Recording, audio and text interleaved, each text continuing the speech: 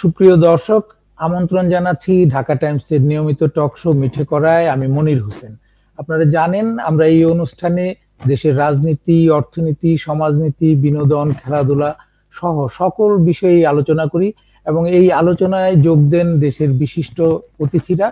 আজকেও আমরা আলোচনা করব। আজকে আমাদের আলোচনার বিষয় হচ্ছে জাতীয় ঐকমত্য কমিশন, অর্থাৎ বর্তমান অন্তর্বর্তী সরকার তার নির্বাচনের জন্য যেসব শর্ত অনেকে বলে থাকেন যে নানা রকমের সংস্কারের সুপারিশ এসেছে সংস্কার কমিশনগুলির কাছ থেকে, এই সংস্কারগুলির কতটুকু নির্বাচনের আগে বাস্তবায়ন করতে হবে, কতগুলি পরে করতে হবে, ন্যূনতম সংস্কার বলতে কি বোঝায়, এসব নিয়েই বিভিন্ন রাজনৈতিক দলের সাথে আলোচনায় বসছে একটি ঐকমত্য তৈরির। সেই ঐকমত্যের ভিত্তিতেই আগামী নির্বাচন সময়সীমাটি মূলত ঠিক হবে।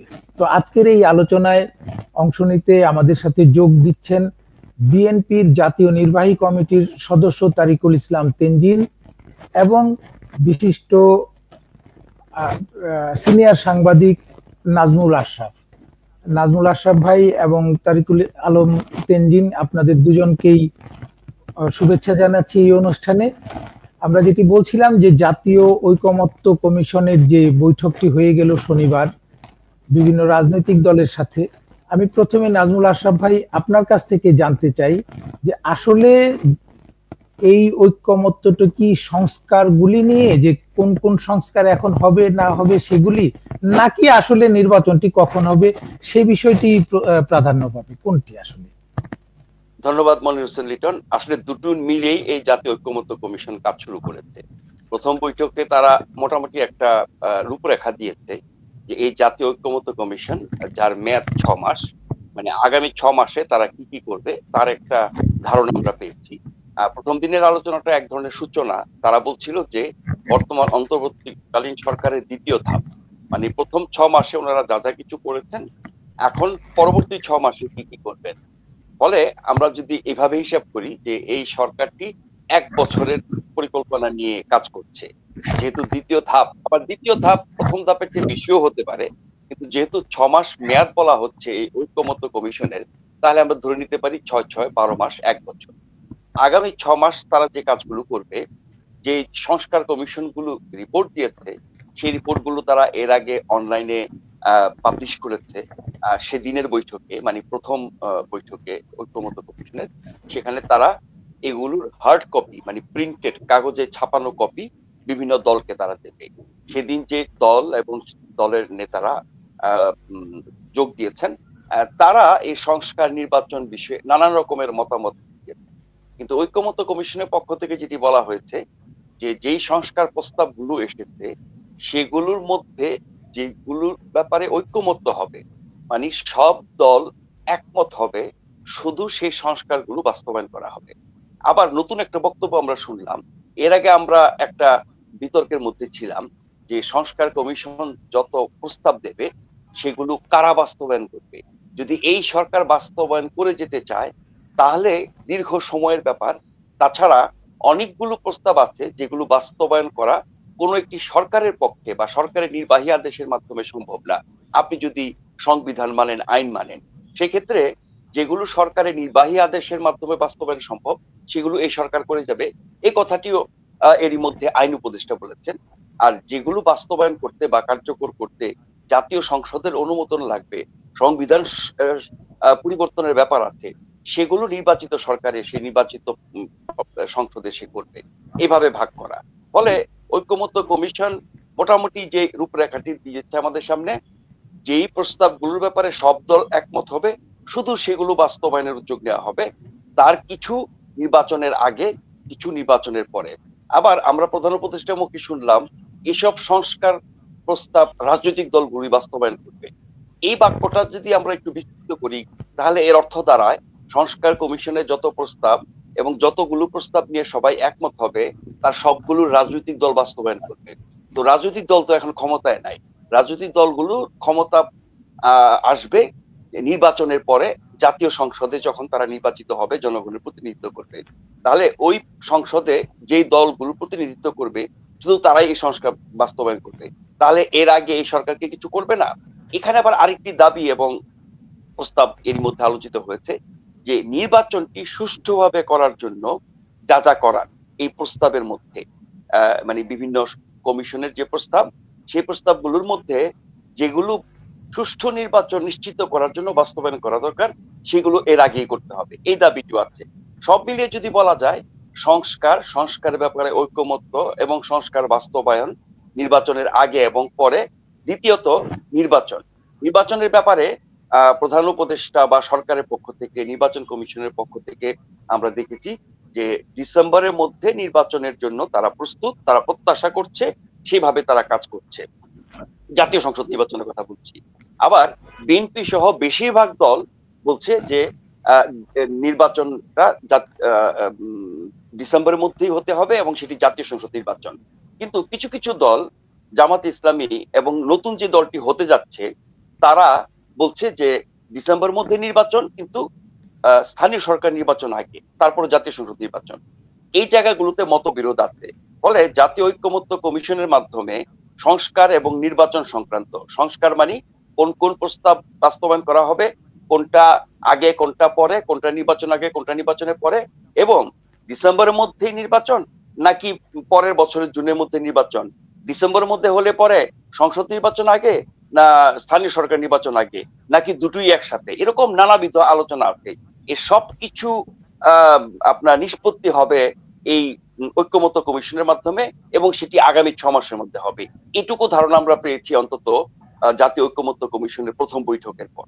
তো আমি এবার তেনজিং ভাইয়ের কাছে জানতে চাই যে নাজমুল আশরাফ ভাই যেটি বলছিলেন যে নির্বাচন আয়োজনের জন্য বিভিন্ন যেসব সংস্কার সুপারিশ এসেছে এগুলি নিয়েই একটি ঐক্যমত্য তৈরি করতে হবে, কিন্তু এর আগেই বর্তমানে সক্রিয় যে বড় দুইটি দল, বিএনপি, আপনার দল বিএনপি এবং জামাতে ইসলামী, যেহেতু মাঠে আওয়ামী লীগ নেই সুতরাং সেই বড় দলটি সক্রিয় নয়। তো জামাতে ইসলামী এবং বিএনপির মধ্যে একটি বড় রকমের পার্থক্য দেখা যাচ্ছে যে জামাতে ইসলামী চাইছে আগে স্থানীয় সরকার নির্বাচন, বিএনপি চাইছে আগে জাতীয় সংসদ নির্বাচন। এই যে সুপারিশ বা চাওয়ার যে পার্থক্য, এটি কি নির্বাচন আয়োজনকে আরো বিলম্বিত করে ফেলতে পারে কিনা, যেটি আপনাদের দলের বিভিন্ন নেতা বিভিন্ন সময় বলে আসছেন যে একটি দল ষড়যন্ত্র করছে নির্বাচনটি আরো পিছিয়ে দিতে বা ইত্যাদি। এই যে দুটি দলের মধ্যে একটি মতভেদ নির্বাচন নিয়ে, যে জাতীয় সংসদ নির্বাচন নাকি স্থানীয় সরকার নির্বাচন, এটি বিএনপির মাঝারি সারির নেতারা সরাসরি বলছেন জামাতকে ইঙ্গিত করে যে নির্বাচনকে পিছিয়ে দেওয়ার জন্যই নানা রকমের ষড়যন্ত্রের অংশ হিসেবে নানা রকমের কথা বলছে। আপনার কি মনে হয় যে জামাতে ইসলামী নির্বাচন পিছিয়ে দেওয়ার জন্য এই ধরনের দাবি তুলছে, নাকি তারা তাদের দলীয় আদর্শ থেকে এটি বলছে? আপনার কি মনে হয়? দেখেন, হ্যাঁ, বিএনপির সাথে জামাতের এখন যে পার্থক্য বা যদি বলেন বিরোধটা রাজনৈতিক বিরোধ, এটা কোনো নেতিবাচক অর্থে না। রাজনৈতিক বিরোধ, রাজনৈতিক মতবাদ, রাজনৈতিক পার্থক্য থাকবে এক দলের সাথে আরেক দলের। এই দুটি দল বহু বছর একসাথে জোটবদ্ধ ছিল, জোটবদ্ধ থেকে তারা নির্বাচন করেছে, সরকার চালিয়েছে, বিরোধী দলে আন্দোলন করেছে, আবার বিচ্ছিন্ন ছিল বিভিন্ন সময়। বিগত সরকারের শেষের দিকে তারা একেবারে বিচ্ছিন্ন ছিল এবং বিএনপির সাথে জামাতে ইসলামী সহ যে জোট ছিল, এক সময় 20 দল বলা হতো, তারপরে কমে কমে সেটি 16, 17, 18, 14, 15 এরকমে নেমে এসেছে। এরপরে এক পর্যায়ে সেই জোটটি অকার্যকর হয়ে যায়। তার মধ্য দিয়ে জামাতের সাথে বিএনপির রাজনৈতিক সম্পর্ক বা রাজনৈতিক জোটবদ্ধতা আপনার শেষ হয়ে যায়। এরপর আমরা দেখলাম যে বিএনপি অনেকগুলো দলের সাথে 60টার মতো দল তাদের সাথে একরকমের জোটবদ্ধ হয়েছে ওই বিগত সরকার বিরোধী আন্দোলনে, এবং সেই জোটে যারা ছিল তাদের মোটা দাগে তাদের ধরনগুলো হচ্ছে তারা মধ্যপন্থী এবং বামপন্থী দল, যেগুলোর সাথে বিএনপির জোটবদ্ধতা কখনোই ছিল না। তাদেরকে নিয়ে তারা কাজ করেছে। এখন পর্যন্ত তাদের সাথে অনানুষ্ঠানিক হলেও একটা এই সম্পর্কটা আছে, যদিও এখন বিএনপি দল হিসেবে এককভাবে তাদের অবস্থানের কথা বলছে। এখন জামাতের সাথে বিএনপির নির্বাচন নিয়ে যে বিরোধ বা মত পার্থক্য, এটি কিন্তু দিন দিন স্পষ্ট হচ্ছে এবং প্রকাশ্যে মাঠে বক্তৃতায় দুই দলের বিভিন্ন পর্যায়ের নেতা, আপনি বলছিলেন মধ্যম সারি না, শীর্ষ পর্যায়ের নেতাদের বক্তব্যে ইঙ্গিত আছে যারা একটু মধ্যম মানের বা আরো মাঠ পর্যায়ের নেতা, তারা একটু স্পষ্ট ভাবেই বলছে, মানে একে অপরের বিপক্ষে, কেউ একটু রেখে রেখে বলছে, কেউ হয়তো স্পষ্ট ভাবে বলছে। এখন এই বিরোধের কারণ কি? বিরোধের কারণ হচ্ছে নির্বাচন। কারণ জামাতে ইসলামী আপনার ডিসেম্বরের মধ্যে নির্বাচন চায় না। জামাত ইসলামের সবশেষ বক্তব্য যদি আপনি শুনে থাকেন, তারা আগামী বছর জুনের মধ্যে নির্বাচন চায় এবং জাতীয় সংসদ না, তারা স্থানীয় সরকার নির্বাচন চায়। এখন জাতীয় সংসদ নির্বাচন আগে হওয়া উচিত না স্থানীয় সরকার নির্বাচন আগে হওয়া উচিত, এটা নিয়ে পক্ষে বিপক্ষে অনেক যুক্তি আছে। কিন্তু এক কথায় যদি বলা যায়, আমরা যে ফ্যাসিবাদী যুগের পতন ঘটিয়েছি এবং গণতান্ত্রিক যুগে আবার ফেরত যেতে চাই, সঠিক গণতন্ত্রের যুগে, তার মাঝখানে আমরা আছি অন্তর্বর্তীকালীন সময়ে, এবং সেই অন্তর্বর্তীকালীন সরকারই এখন দেশ পরিচালনা করছে। তাদের মাধ্যমে সবকিছু নির্ধারিত হচ্ছে, সংস্কার, নির্বাচন, সব। সেখানে আপনি যদি গণতন্ত্রে ফিরে যেতে চান, জনগণের আকাঙ্ক্ষা পূরণ করতে চান, দীর্ঘ 18 বছর জনগণ ভোট দিতে পারে নাই, নাগরিক অধিকার, ভোটাধিকার প্রয়োগ করতে পারে নাই, সেই অধিকার ফিরিয়ে দিতে চান এবং একটি গণতান্ত্রিক দেশে জনগণ সকল ক্ষমতার উৎস এবং জনগণের ইচ্ছা অনুযায়ী দেশ চলবে, জনগণের যে মালিকানা দেশের উপর, জনগণের যে কর্তৃত্ব, সেটাকে আপনি প্রতিষ্ঠিত করতে চান, তাহলে অবশ্যই আপনাকে জাতীয় সংসদ নির্বাচন করতে হবে। স্থানীয় নির্বাচনের মাধ্যমে একভাবে জনগণের কর্তৃত্ব প্রতিষ্ঠা করা যায়, গণতান্ত্রিক প্রক্রিয়া শুরু করা যায়, সেটি একটা পর্যায়ের। কিন্তু আপনি যদি জাতীয়ভাবে চিন্তা করেন, তাহলে সেটার জন্য অবশ্যই জাতীয় নির্বাচন বা সংসদ নির্বাচন হতে হবে। সেটির জন্য বিএনপি দাবি করছে, আরো অনেক দল, বেশিরভাগ দলই সংসদ নির্বাচন আগে চায় এবং ডিসেম্বরের মধ্যে চায়। যেই দলগুলো ডিসেম্বরের মধ্যে চায় না, আগামী বছর জুনের মধ্যে চায় এবং সংসদ নির্বাচন চায় না, স্থানীয় নির্বাচন চায়, তাদের পক্ষের যুক্তিগুলো তারা তাদের মতো করে বলে। আমরা যেটা বুঝতে পারি সেটি হচ্ছে যে সময় যত বেশি পাবে তত তাদের সুবিধা। কিরকম? এক হচ্ছে তারা দল ঘুচাবে, তাদের সমর্থন বাড়াবে, তারা জনগণের কাছে পৌঁছাবে, সব দিক থেকে সব কিছু তাদের অনুকূলে আসবে। সেই অবস্থায় যাওয়ার জন্য তাদের বাড়তি সময় দরকার। এটি জামাতের জন্য ধরলাম প্রযোজ্য, বা আরো যেসব ছোট ছোট দল নির্বাচনটা পরে চায়, সেটা হতে পারে। আবার নতুন যে দলটি আসতে যাচ্ছে, যারা এবারে নির্বাচনে অনেক বড় প্লেয়ার হবে বলে ধারণা করা হচ্ছে, এখন যতক্ষণ পর্যন্ত না তাদের খেলার ফলাফল আমরা দেখবো, ততক্ষণ পর্যন্ত তারা কত বড় প্লেয়ার এটা বলা মুশকিল। নতুন দল আসার আগে কিন্তু অনেক রকমের কথা শোনা যায়, অনেক আওয়াজ হয়।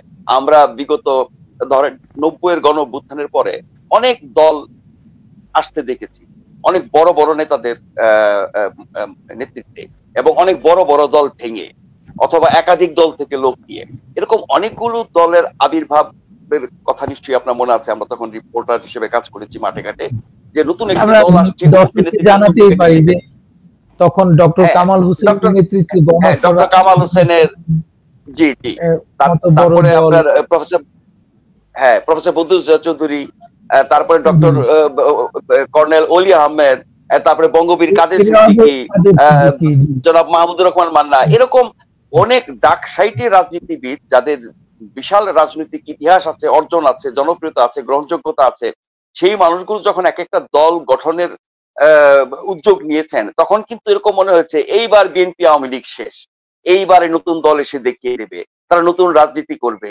দেশটাকে পাল্টে ফেলবে, অতীতে পুরনো দলগুলো যা কিছু পারে নাই তারা সেগুলো পারবে, এরকম প্রত্যাশা এবং ধারণা নিয়ে আমরা অনেক কথা বলেছি। এবারও আরেকটি দল আসতে যাচ্ছে, সেই দল এসে কি কি করতে পারবে, আগের দলগুলোর চেয়ে, পুরনো দলগুলোর চেয়ে কতটা ভালো হবে, জনপ্রিয় হবে, জনসমর্থন পাবে, নির্বাচনে তাদের শক্তি কতখানি প্রমাণিত হয়, তার উপরই আমরা সেটা দেখতে পাবো। তার আগ পর্যন্ত শুধু ধারণা করতে পারবো। এবং এই দল গঠনের ক্ষেত্রে বর্তমান সরকারের ভূমিকা, তাদের নানা রকমের সাহায্য সহযোগিতা, কিংস পার্টি হওয়া এবং অন্যান্য দল থেকে লোক ফেরানো, যাদেরকে তারা চরম শত্রু বলছে, ফেসিবাদী বলছে, তাদেরকেও নানানভাবে দলে নিচ্ছে। কিছু ছোটখাটো ঘটনা এর মধ্যে আপনার গণমাধ্যমে এসেছে, সামনে হয়তো আরো বড় হারে আসবে। ফলে নতুন দল নিয়ে অনেক ধারণা করা যায়, অনেক আশা প্রত্যাশা জাগানো যায় এবং অনেক কিছু দাবি করা যায়। শেষ বিচারে গিয়ে দলের শক্তি, সামর্থ্য, জনসমর্থন কতখানি, সেটির প্রমাণ হবে নির্বাচন। ফলে নতুন একটি দল নির্বাচনে আসলে পরে আমরা দেখবো যে জনগণ তাদের সাথে কতটুকু আছে, আগের দলগুলোর চেয়ে তারা কতটা ভালো, আগের দলগুলোর সাথে তাদের পার্থক্য, সেটি তো আমরা পরে দেখবো। কিন্তু সেই দল আসার আগেই সেই দলটিও বলছে যে তারা স্থানীয় সরকার নির্বাচন আগে চায় এবং ডিসেম্বরে না। এমনকি কারো কারো বক্তব্যে, মানে যারা নতুন দল করবে তাদের কারো কারো বক্তব্যে মনে হয় যে দুটি ডেডলাইন প্রধান উপদেষ্টা দিয়েছেন, এবছরের ডিসেম্বর বা আগামী বছরের জুন, তারা এই দুইটার বাইরে গিয়ে বলে সকল সংস্কার শেষ করে তারপরে নির্বাচন, সব বিচার শেষ করে তারপর নির্বাচন, মানে একটা অনন্তকালের সময়সীমা তারা দিতে চান। সব সংস্কার শেষ কবে হবে এবং সব বিচার কবে শেষ হবে, এটা তো একটা সাধারণ জ্ঞানের মানুষও বুঝতে পারে, যেটা বহু বছর লাগবে, সেই পর্যন্ত মানুষ বসে থাকবে নির্বাচন ছাড়া, গণতন্ত্র ছাড়া। তো সেরকমটা তারা বলে, কারণ তারা এখনো ভূমিষ্ঠ হয় নাই। তারা ভূমিষ্ঠ হবে, তাদের শৈশব যাবে, কৈশোর যাবে, তো তারুণ্য যাবে, যৌবনে প্রাপ্ত হবে, তারপরে পূর্ণবয়স্ক হবে, এরপরে তারা মাঠে নামবে, খেলবে। সেরকম চিন্তা থেকে যদি এরকম বলে থাকে, এটা অবাস্তব। তারপরও সেই দলটিরও চাওয়া হচ্ছে স্থানীয় সরকার নির্বাচন আগে। এখন স্থানীয় সরকার নির্বাচন আগে হলে কি কি সুবিধা? যারা নতুন দল গঠন করেন তাদের জন্য সুবিধা, তারা তৃণমূল থেকে নিজেদের ভিত্তি রচনা করতে পারেন। আবার স্থানীয় সরকার নির্বাচন আগে করার বা স্থানীয় সরকার নির্বাচনে গুরুত্ব দেওয়ার ক্ষেত্রে আমরা বাংলাদেশের ইতিহাস যদি দেখি, যখনই যারা রাষ্ট্র ক্ষমতা দখল করে, রাষ্ট্র ক্ষমতায় নতুন আসে, নতুন রাজনীতি করতে চায়, ক্ষমতায় এসে নিজের প্রভাব প্রতিপত্তি বিস্তৃত করতে চায়, তারা স্থানীয় সরকারটাকে বেছে নেয়। কারণ তৃণমূল থেকে যদি ভিত্তি রচনা করে আস্তে আস্তে উপরে ওঠে, তাদের জন্য সুবিধা হয়। এরকমটা আমরা দেখেছি অতীতে, বৈধ বা অবৈধভাবে ক্ষমতা দখলকারী এই কাজটি করেছে। তো তারাও সেই এরকম করতে চায়, এই ধারণা করাটা খুবই স্বাভাবিক। এটা তাদের পক্ষে একটা যুক্তি। তাহলে জামাত কেন সংসদ নির্বাচন আগে না চেয়ে স্থানীয় সরকার নির্বাচন আগে চায়? জামাত তো নির্বাচনের জন্য প্রস্তুত। তারা প্রকাশ্যেই বলেছে যে ৩০০ আসনে তারা প্রার্থী দেবে, একক প্রার্থী, এবং সেই প্রার্থী তাদের ঠিক হয়ে গেছে। তারা এখন ঘোষণা করছে না, তফসিল ঘোষণা করার পর তারা ঘোষণা করবে, সেক্ষেত্রে প্রয়োজন হলে রদবদল করবে। আবার স্থানীয়ভাবে অনেক জায়গায় জামাতের প্রার্থীর নাম ঘোষণা করে দেওয়া হচ্ছে এবং তারা কাজ শুরু করে দিয়েছে। তার মানে সবচেয়ে বেশি এগিয়ে আছে প্রস্তুতির দিক থেকে জামাত। তাহলে জামাত কেন সংসদ নির্বাচন আগে চায় না? তারা কেন স্থানীয় সরকার নির্বাচন আগে চায়? তাহলে কি জামাত নতুন যে দলটি, তাদেরকে সুবিধা দেওয়ার জন্য ওই কথা বলছে, নাকি তারাও চায় যে আমরা তো এখন অনেক বেশি শক্তিশালী হয়ে গেছি, আগে দেখি স্থানীয় পর্যায়ে আমাদের শক্তি কতখানি হলো, এটার উপর ভিত্তি করে এই শক্তিকে কাজে লাগিয়ে আমি জাতীয় নির্বাচনে যাব? এটাও হতে পারে। ফলে প্রত্যেকটা দল যার যার বাস্তবতা এবং সুবিধা অনুযায়ী তারা এই দাবিগুলো জানাচ্ছে। সেক্ষেত্রে আমি বলবো না এগুলো তাদের কারো চিন্তা বা পরিকল্পনা খারাপ কিছু। প্রত্যেকে যার যার স্বার্থই দেখবে, প্রতিটা দল তার স্বার্থই দেখবে, সবই ঠিক আছে। কিন্তু আপনাকে তো জাতীয় স্বার্থ দেখতে হবে। আপনি শুধু ব্যক্তির স্বার্থ, দলীয় স্বার্থ দেখলে আপনি তো জাতির জন্য, দেশের জন্য কাজ করছেন না। জাতীয় স্বার্থ দেখলে আপনাকে অবশ্যই জাতীয় সংসদ নির্বাচন, জাতীয় নির্বাচন এবং যত দ্রুত সম্ভব গণতন্ত্রে ফিরে যাওয়া এবং সঠিক গণতন্ত্রের চর্চা করা, এটি সবার কাম্য হওয়া উচিত। আমরা মনে হয় বিএনপির নেতা তারিকুল আলম তেনজিনকে হারিয়ে ফেলেছি নেটওয়ার্ক জটিলতার কারণে। সুতরাং আপনার সাথে আলোচনা আমরা চালিয়ে যাব। আপনি যেটি বলছিলেন যে প্রত্যেকটি দল নিজের স্বার্থে, নিজেদের সুবিধা অনুযায়ী যেসব দাবি দেওয়া সেটি করবেই, এবং সেই হিসেবেই হয়তো জামাতে ইসলামী স্থানীয় সরকার নির্বাচনটি আগে চাইছে। এর সাথে কি আরেকটি সম্ভাবনা থাকতে পারে যে জামাত কিন্তু একই সাথে বলছে যে এর আগে, নির্বাচনের আগে গণহত্যার বিচারও করতে হবে। কেউ কেউ বলে থাকেন যে জামাত চায় আগামী নির্বাচনের আগেই এই ক্ষমতাচ্যুত আওয়ামী লীগের শীর্ষ নেতা শেখ হাসিনা সহ শীর্ষ আরো কয়েকজন নেতার বিরুদ্ধে শাস্তির রায় হবে, তারপরে নির্বাচনটি হতে হবে, যে ওই সব রায় তারা নির্বাচনী মাঠে কাজে লাগাতে পারে। এরকমটি কেউ কেউ বলে থাকেন। এরকম কি কোনো আশঙ্কা বা সন্দেহ করেন আপনিও? না, এটা তো তারা প্রকাশ্যেই বলছে। মানে কি সুবিধা হবে রাজনীতিতে সেটা না বললেও যে বিচার শেষ করে নির্বাচন, আমি একটু আগে বলছিলাম এই কথা, কিন্তু নতুন দল যারা করতে যাচ্ছে তারাও বলছে, আপনার জামাতের পক্ষ থেকে বলা হচ্ছে এবং সরকারের পক্ষ থেকে বলা হচ্ছে। মানে সরকারের সর্বসম্মত সিদ্ধান্ত হিসেবে না হলেও সরকারের মুখপাত্র, সরকারের উপদেষ্টা, সরকারের পক্ষে যারা কথা বলেন, সরকারের যে শক্তি মাঠে আছে, তারাও কিন্তু একই কথা বলছে। এখন এটা তো মানে অবাস্তব ব্যাপার যে যত মামলা হয়েছে এবং আরো হবে, এবং 16 বছরে যত অপরাধ হয়েছে, যেগুলোর সবকিছু এখনো আইনের আওতায় আসে নাই। অনেক ক্ষেত্রে মামলাও হয় নাই, অনেক ক্ষেত্রে মামলা হয়েছে তদন্ত শুরু হয় নাই, অনেক ক্ষেত্রে তদন্ত শুরু হয়েছে শেষ হয় নাই। ফলে আপনি 16 বছরের এত সব অপরাধ, তার মামলা, তার তদন্ত, তার বিচার প্রক্রিয়া এবং বিচারিক আদালতে এর একটি রায় পাওয়া, এটি দীর্ঘ প্রক্রিয়ার ব্যাপার। এখন পর্যন্ত গত 6 মাসে একটি মামলাও আপনার তদন্ত পর্যায়ে শেষ করে বিচারিক কার্যক্রম শুরু হয় নাই। এরই মধ্যে আইন উপদেষ্টা একটি কথা বলেছেন যে অক্টোবরে 3-4টি মামলা রায় হতে পারে। এইটার ব্যাপক প্রতিক্রিয়া দিয়েছে আন্তর্জাতিক অপরাধ ট্রাইব্যুনাল, এবং তারা এটাকে সরকারের হস্তক্ষেপ এবং আদালতের স্বাধীনতা, বিচারিক কাজে আপনার বাধা, নানান ভাবে এটাকে ব্যাখ্যা করেছে এবং সরকারকে একরকম হুঁশিয়ার করে দিয়েছে যে মামলার ব্যাপারে, আদালতের ব্যাপারে, বিচারের ব্যাপারে তারা যাতে এরকম আগ বাড়িয়ে কথা না বলে। এইটা আদালতের প্রতিক্রিয়া, খুবই ভালো কথা।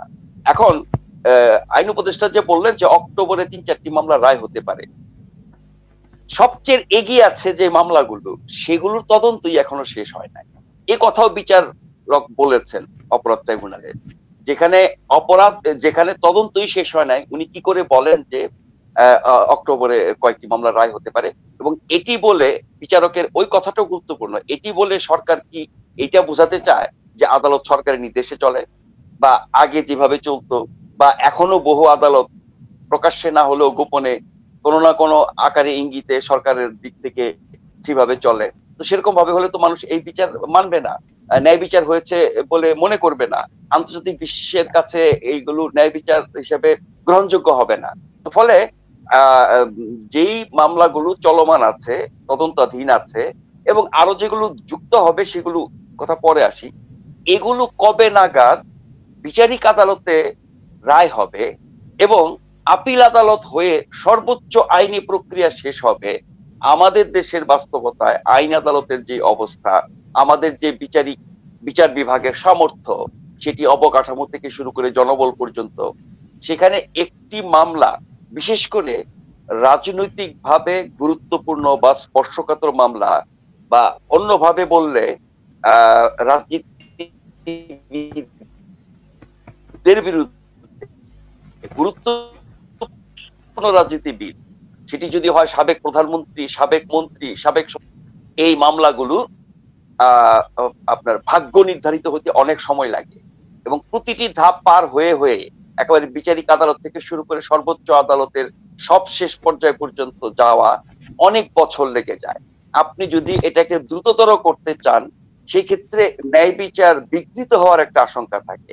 আপনি যদি আইন অনুযায়ী ন্যায় বিচার নিশ্চিত করে প্রতিটি ধাপে কাজ করেন, তাহলে কত বছর লাগবে জানি না। আমাদের অতীতের রেকর্ড দেখেছি, রাজনৈতিক মামলা বলতে আমি রাজনীতি সংশ্লিষ্ট, রাজনীতিবিদ সংশ্লিষ্ট, রাজনৈতিক বিবেচনায় গুরুত্বপূর্ণ এই ধরনের মামলাগুলো বছরের পর বছর না, 10, 12, 15 বছরও লেগে যায় একেবারে সর্বোচ্চ আদালতের শেষ পর্যায়ে পর্যন্ত নিষ্পত্তি হতে।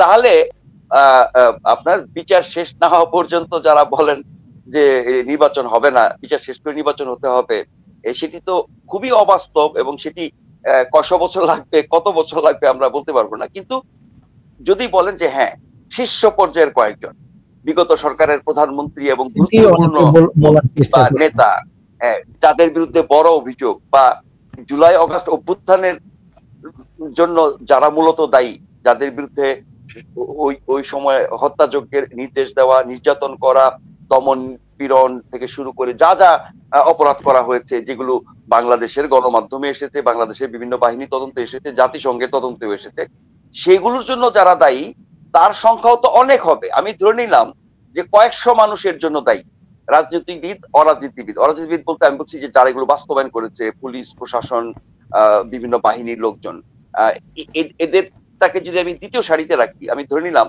নির্দেশদাতা হিসেবে প্রধানমন্ত্রী, স্বরাষ্ট্রমন্ত্রী, আরো যারা গুরুত্বপূর্ণ ব্যক্তি ছিলেন, তাদের যদি 10 জন বা 5 জনের বিচারও শেষ করতে হয়, তাতেও অনেক বছর লাগবে।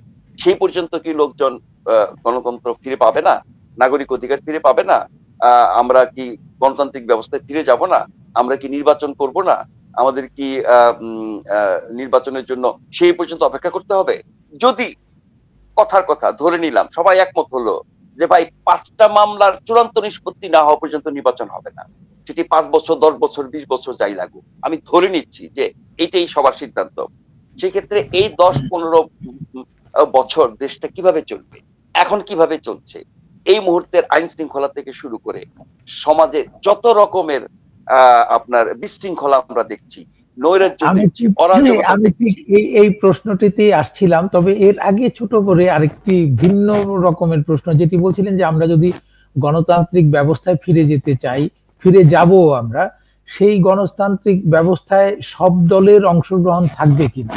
আমরা দেখেছি যে জাতীয় ঐক্যমত্য কমিশনের বৈঠকে বৈষম্য বিরোধী ছাত্র আন্দোলনের নেতা এবং জাতীয় নাগরিক কমিটির নেতারা তাদের যে দাবিটি জানিয়ে এসেছিলেন, সেটি হচ্ছে যে আওয়ামী লীগের নিবন্ধন বাতিল করতে হবে। তো এই ক্ষেত্রে আমার দৃষ্টিতে একটা কৌতূহল উদ্দীপক বিষয়ে কাজ করেছে। সেটি হচ্ছে যে তারা কিছুদিন আগে পর্যন্ত আওয়ামী লীগের নামে কোনো রাজনীতি চলবে না এরকমটি বলে আসছিলেন। এমনকি সরকারের দু একজন উপদেষ্টা নাহিদ এবং প্রধান উপদেষ্টার প্রেস সচিব তিনিও বলছিলেন যে আওয়ামী লীগ নামে, আওয়ামী লীগের মতাদর্শে এই দেশে আর কখনো রাজনীতি চলবে না, অর্থাৎ আওয়ামী লীগ নিষিদ্ধ করতে হবে এই দেশ থেকে।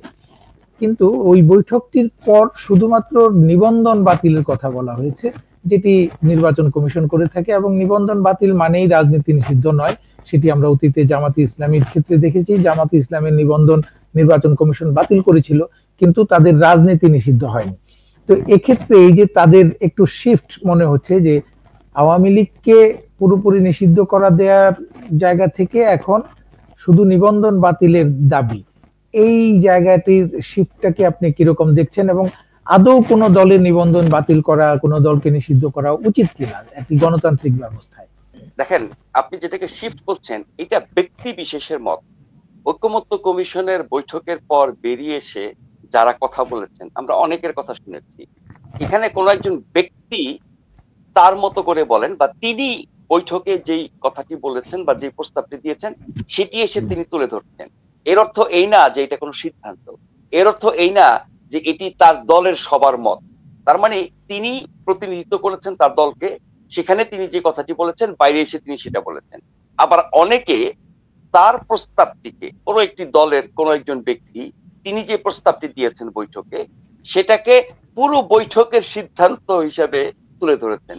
কেউ কেউ এমনও দাবি করেছেন যে আওয়ামী লীগকে নিষিদ্ধ করার ব্যাপারে মোটা দাগে সবাই একমত হয়েছে।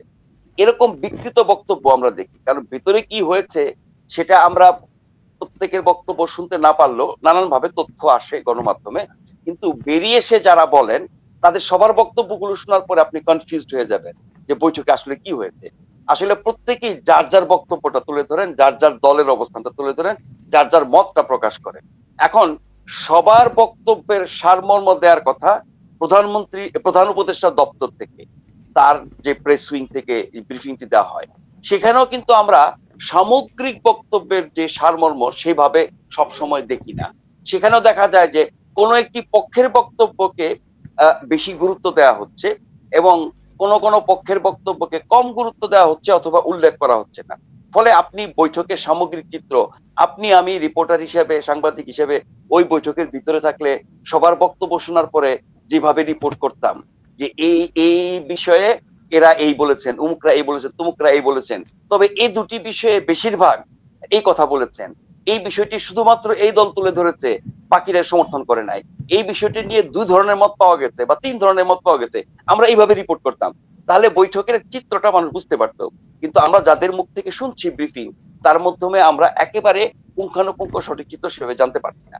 এবার সে আওয়ামী লীগের রাজনীতিতে যারা এই কথাটি বলেছে নিবন্ধন বাতিল, তারা কিন্তু দুদিন আগেও বা এর মধ্যেও আরো শুনবেন হয়তো, তারা কিন্তু আওয়ামী লীগের রাজনীতি নিষিদ্ধ, এই দেশে আওয়ামী লীগ কোন রাজনীতি করতে পারবে না, আওয়ামী লীগ একেবারে মানে দেশে থাকতে পারবে না, এদেরকে ওরা ঘর থেকে বেরোলে রাজনীতি করতে চাইলে, কর্মসূচি দিতে চাইলে, নির্বাচনে আসতে চাইলে তাদেরকে ঠ্যাঙ্গানো হবে।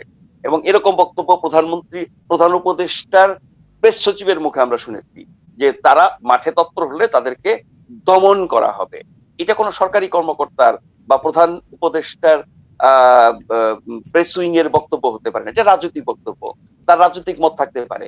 তিনি কিন্তু এখন ব্যক্তি বা রাজনৈতিক কর্মী না, তিনি সরকারের মুখপাত্র। সরকারের মুখপাত্র হিসেবে তার যে দায়িত্বের জায়গা সেখানে এই মেঠো বক্তৃতা ওনার মুখে মানায় না। যাই হোক, তো তিনি সেটি বলেছেন। তো আমি বলছি কি যে আওয়ামী লীগ রাজনীতি করবে কি করবে না, আওয়ামী লীগ নির্বাচন করবে কি করবে না, আওয়ামী লীগের নিবন্ধন বাতিল হবে কি হবে না, এটার ব্যাপারে তো সবার একটা ঐক্যমত হতে হবে।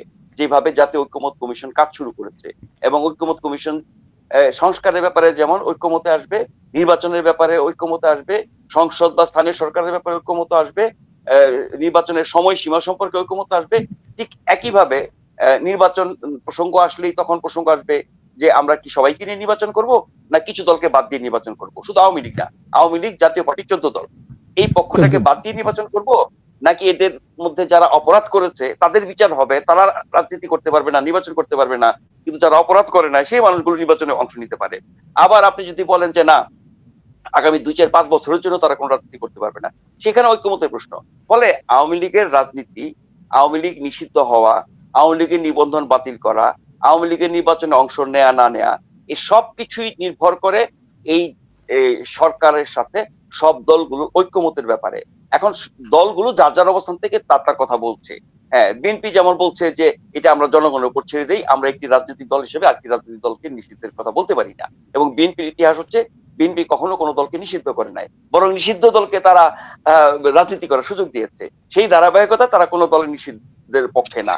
এটি খুবই ম্যাচিউরড বক্তব্য, এটা খুবই পলিটিক্যাল বক্তব্য, এটা খুবই ডেমোক্রেটিক বক্তব্য, এটা খুবই লিগাল এবং কনস্টিটিউশনাল বক্তব্য। এই জায়গাটাকে আবার বৈষম্য বিরোধীরা বা জামাত বা আরো কিছু দল আছে, তারা খুব বাজেভাবে বিকৃতভাবে ব্যাখ্যা করে দেয়। আমি সংক্ষেপ করি, ভাইয়াকে যেহেতু পাওয়া গেছে ওনার কথা শুনতে চাই, তো আমি আপাতত শেষ করি যে এই ব্যাপারে ঐক্যমত না হওয়া পর্যন্ত বিচ্ছিন্ন কারো বক্তব্য দিয়ে আমরা এটা বুঝতে পারবো না। আরেকটা কথা বলে শেষ করি, কোন একটি রাজনৈতিক দলকে নিষিদ্ধ করে যে তার সুফল পাওয়া যায় না দেশের রাজনীতিতে, গণতন্ত্রের শাসন ব্যবস্থায়, সমাজে, এর প্রমাণ আমরা ভুরি ভুরি দেখেছি। ফলে নিষিদ্ধ কোনো সমাধান না, এটা বহু বছর ধরে বিজ্ঞজনরা বলে আসছেন। আবার আমার দেশে আমি আমার গায়ের জোরে বা সবার মতামত নিয়েই আমি একটা দলকে নিষিদ্ধ করে দিলাম, এত বড় একটি দল, একটি না অনেকগুলো দল, সেই জায়গায় বিশ্ব কিভাবে নেবে? এরই মধ্যে আমেরিকার পক্ষ থেকে, জাতিসংঘের পক্ষ থেকে স্পষ্ট বলা হয়েছে এই নিষিদ্ধের বিপক্ষে, এবং সকল দলকে নিয়ে ইনক্লুসিভ নির্বাচন, অংশগ্রহণমূলক নির্বাচন, সবাইকে নিয়ে নির্বাচনের কথা বলা হচ্ছে। আবার বিচারের ব্যাপারে কারো দ্বিমত নাই, যারা যারা অপরাধ করছে প্রত্যেককে বিচার করে আপনি ফাঁসি দিয়ে দেন, কিন্তু আপনি দল বা রাজনীতিকে নিষিদ্ধ করে আপনি আংশিক নির্বাচন করবেন, আংশিক জনপ্রতিনিধিত্ব নিশ্চিত করবেন। যে দলগুলোকে নির্বাচন করতে না দেওয়ার কথা বলা হচ্ছে, তাদের জনসমর্থন, তাদের যে ভোটার, জনগোষ্ঠীর একটা বিশাল অংশ, সেই অংশকে আপনি কেন বঞ্চিত করবেন, সেই প্রশ্ন আসে। সবকিছু মিলিয়ে এটা নিষ্পত্তি হতে আরো সময় লাগবে বলে আমার ধারণা। কিন্তু সরকার কিন্তু কখনোই নিষিদ্ধের কথা বলে নাই। সরকারের হয়ে কেউ উল্টাপাল্টা কথা বলতে পারে, এটা ব্যক্তির বক্তব্য। সরকার অ্যাজ এ হোল এই কথা বলে নাই, প্রধান উপদেষ্টাও বলেন নাই, আপনার নির্বাচন কমিশন তো বলার প্রশ্নই ওঠে না, বিএনপি সবচেয়ে বড় দল তারাও বলে নাই, আন্তর্জাতিক গোষ্ঠী বলে নাই। সেই বাস্তবতায় আপনি কোন বিবেচনায়, কোন কারণে, কোন যুক্তিতে আপনি একটি দলকে নিষিদ্ধ করে দিবেন, তাকে নির্বাচনে আসতে দেবেন না, নিবন্ধন বাতিল করে দেবেন? এটা এটা এটা হওয়ার মতো না, এটা অবাস্তব বলে আমি মনে করি। আমি আরেকটা বিষয়, আমাদের বিএনপির নেতাকে যেহেতু হারিয়ে ফেলেছি, আরেকটি বিষয় আপনার কাছ থেকে আরেকটু পরিষ্কার হতে চাই। সেটি হলো যে এই যে আপনি বলছিলেন প্রধান উপদেষ্টার প্রেস সচিব, উনি সরকারের মুখপাত্র, কিন্তু যখন কোনো বৈঠক হয়, উনি যখন একটা ব্রিফ করেন, তখন মনে হয় যে উনি কোন দলের পক্ষে একটু বেশি পক্ষপাতিত্ব দেখিয়ে বলছেন যে ওই বৈঠকে যারা অংশগ্রহণ করেছে সবার কথা সমানভাবে উনি বলছেন না। এটি কি ইঙ্গিতটা এরকম যে জামাতের পক্ষে, জামাত ভেতরে কি বললো সেটার পক্ষে, নাকি ছাত্ররা যেটা বললো সেটার পক্ষে উনি পক্ষপাত করেন? এক। দ্বিতীয়ত হচ্ছে যে যার প্রতি পক্ষপাত করে থাকুক, উনি সরকারের মুখপাত্র হিসেবে যদি সেই পক্ষপাত দেখিয়ে থাকেন, তাহলে তো সরকার নিজেই ওই দলের প্রতি বা ওই গোষ্ঠীটির প্রতি পক্ষপাত দেখাচ্ছে বলে আমরা সাধারণ মানুষ ধরে নিতে পারি। এমনটি কি নয়? নাকি সেখানেও একদমই ব্যক্তিগত বিষয়? না না না না, আবারও বলছি, তিনি যে দায়িত্বে আছেন, শুধু ব্যক্তিগত মতামত তিনি মানে ওই পরিচয় দিতে পারেন না।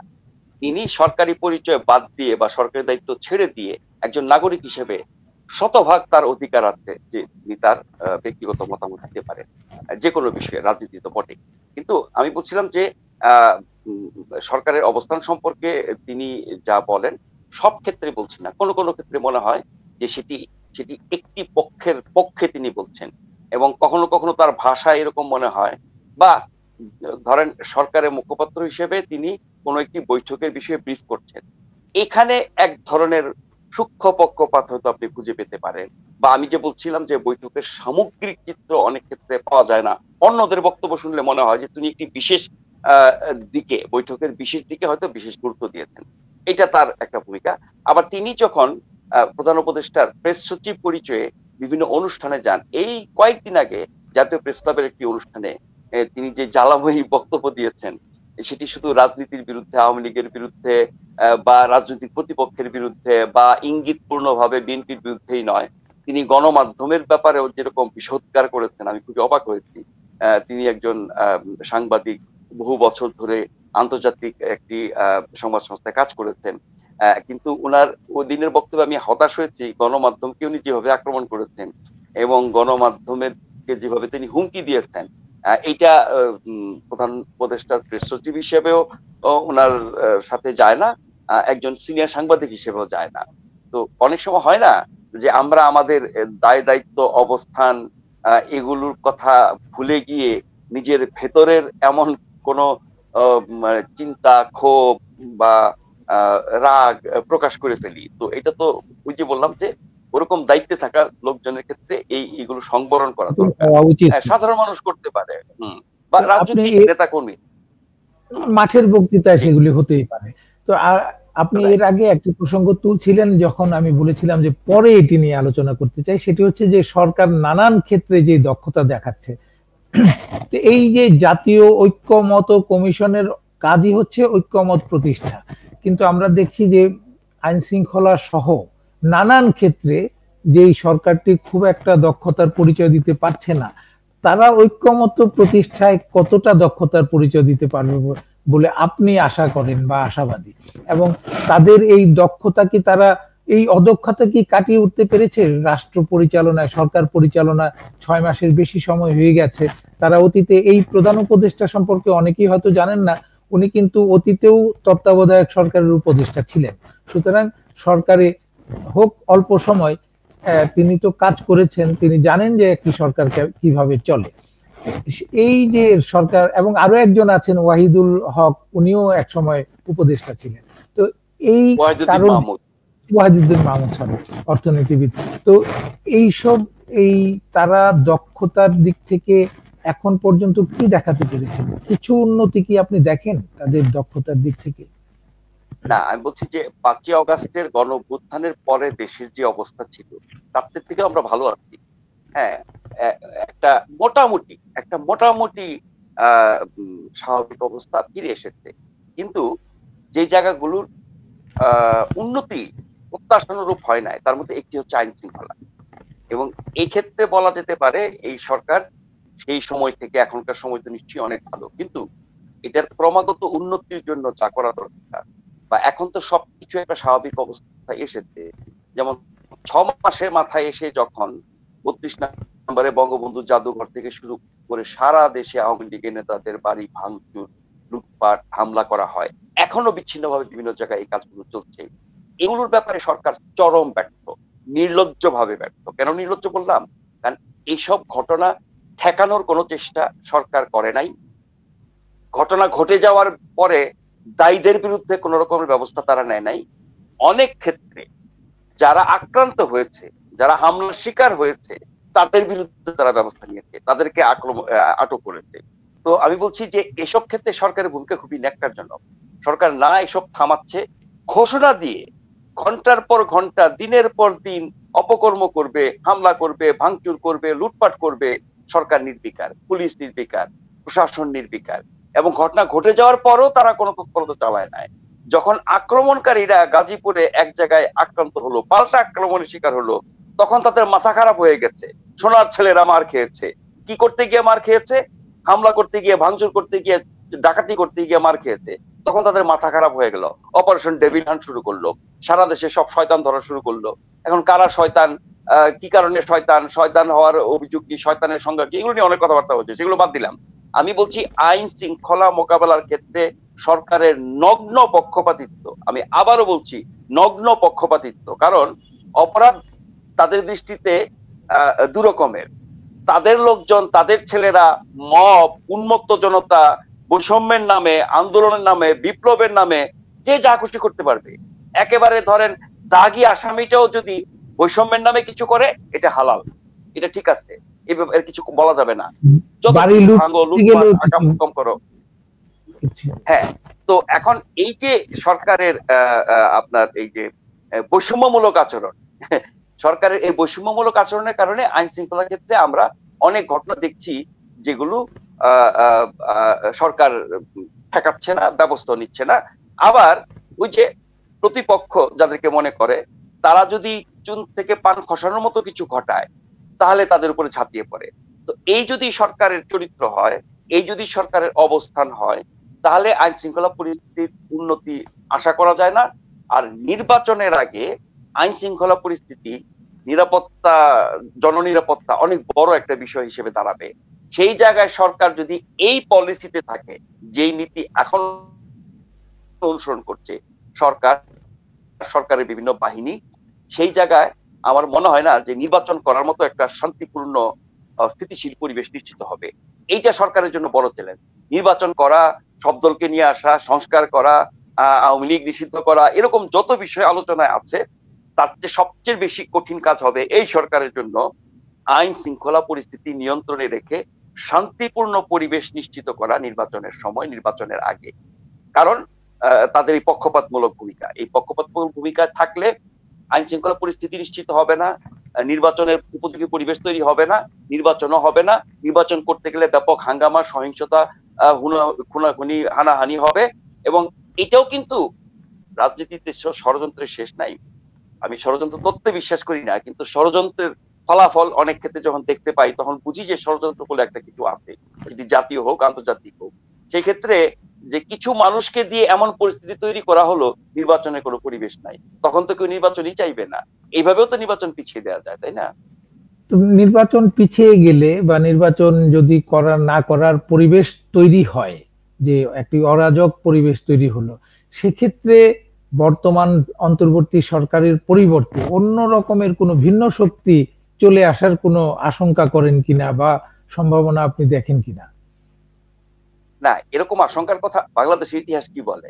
যখনই রাজনীতিবিদরা এমন পরিবেশ পরিস্থিতি তৈরি করে দেশে যেটি গ্রহণযোগ্য না, জননিরাপত্তা, জনগণের জন্য, মানুষের জন্য, সমাজের জন্য, দেশের জন্য মঙ্গলজনক না, তখন সামরিক বাহিনী হস্তক্ষেপ করে।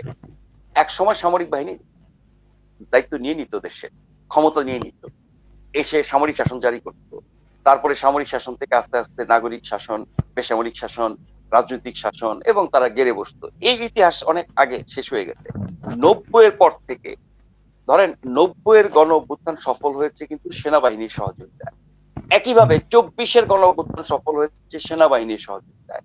তার মানে সেনাবাহিনী এখন আগের মতো ক্ষমতা দখল করা, ক্ষমতা নিয়ে নেওয়া এবং সামরিক শাসন জারির অবস্থা তারা নাই। তারা অনেক বেশি গণতান্ত্রিক নাগরিক অধিকারের প্রতি, গণতান্ত্রিক অধিকারের প্রতি, সংবিধানের প্রতি। এবং এটি 24-এ প্রমাণিত হয়েছে, 90-এ প্রমাণিত হয়েছিল। 2007-8 সালে সামরিক বাহিনী পেছনে থেকে কাজ করেছে, কলকাঠি নেড়েছে, সবকিছু তাদের হাতে ছিল, নিয়ন্ত্রণ। তারপরে সরাসরি তারা ক্ষমতা নেয় নাই, বেসরকারি নাগরিকদের দিয়ে একটি সরকার বানিয়ে তারা 2 বছর চালিয়েছে। তাহলে এইবার যদি আবার এরকম চরম অবস্থা তৈরি হয়, সেই ক্ষেত্রে আমি মনে করি না, এই যে দুটো ঘটনা বললাম, 3টি ঘটনা, 90, 2007-8 এবং 24, এই 3টি ঘটনার বাস্তবতায় এবং বৈশ্বিক বাস্তবতায় এখন কেউ সেনা অভ্যুত্থান করে ফেলে দায়িত্ব নিয়ে নিলে দেশের মধ্যে হয়তো গায়ের জোরে অস্ত্র জোরে টিকে থাকতে পারবে, আন্তর্জাতিক বিশ্বে তো সেটা পারবে না। সেই বাস্তবতা আছে। সেই জায়গায় আমি মনে করি না ওরকমটা হবে। কিন্তু চরম বিশৃঙ্খল অবস্থা হলে পরে হয়তো মানে একটা দেশকে রক্ষার সবশেষ ভরসা বা আশ্রয়স্থল কি? সশস্ত্র বাহিনী, সামরিক বাহিনী, সেনাবাহিনী, নৌ বিমান সেনা। তো তখন তারা তো বসে থাকবে না, তখন তারা রক্ষা করার জন্য আরো বেশি সক্রিয় ভূমিকা নেবে। এবং in aid two civil administration, মানে বেসামরিক প্রশাসনকে সহায়তায় তারা আরো বেশি এগিয়ে আসবে। তাদের ভূমিকাটা, তাদের নিয়ন্ত্রণটা আরো হয়তো বাড়বে, যেটা দেশের সাথে বড় জোর। যেটি 2007 সালে আমরা দেখেছিলাম তত্ত্বাবধায়ক সরকারই আছে, কিন্তু আমরা বলি যে সেনা সমর্থিত তত্ত্বাবধায়ক সরকার, সেরকম বড় জোর ওইটা হতে পারে। এখানে সরাসরি সেক্ষেত্রে এখন যে তত্ত্বাবধায়ক অন্তর্বর্তী সরকারটি আছে, এটি নাও থাকতে পারে, কারণ এরা ব্যর্থ হয়েছে বা এদের ব্যর্থতার কারণে তো ওইরকম পরিস্থিতি তৈরি হবে, যেটা আমরা আশঙ্কা করছি। না হোক সেটাই আমরা চাই, কিন্তু ওরকম পরিস্থিতি তৈরি হলে তো এখন যে অন্তর্বর্তী সরকার আছে ডক্টর ইউনূসের নেতৃত্বে, তারাই দায়ী হবে, তারাই ব্যর্থ প্রমাণিত হবে। এখনো নানান দিক থেকে নানান ভাবে তাদেরকে ব্যর্থ বলা যায়, বাট সামগ্রিকভাবে আমরা ব্যর্থ বলতে পারি না, এখন সে পর্যায়ে আসে নাই। তো তখন এই অন্তর্বর্তী সরকারও বদলাতে পারে, অন্য একটি অন্তর্বর্তী সরকার আসতে পারে। অর্থাৎ অন্তর্বর্তী সরকার ঠিকই থাকবে, চেহারাগুলি হয়তো পরিবর্তন হয়ে যেতে পারে। তো আসলে সেরকম কোন পরিস্থিতিতে দেশ এগিয়ে যাক আমরা সেটা চাই না। তৈরি না হোক, আমরা সেটি চাই না। এবং গণতান্ত্রিক পরিবেশ বলতে আপনি যেটি বুঝিয়েছিলেন যে একটি গণতান্ত্রিক ব্যবস্থায় সকল দল অংশ নেবে এবং নির্বাচনের মাধ্যমে একটি সরকার গঠন হবে, সেই নির্বাচিত রাজনৈতিক সরকার দেশ পরিচালনা করবে, এটি সকল মানুষ আশা করে, সবগুলি রাজনৈতিক দলও তাই আশা করে।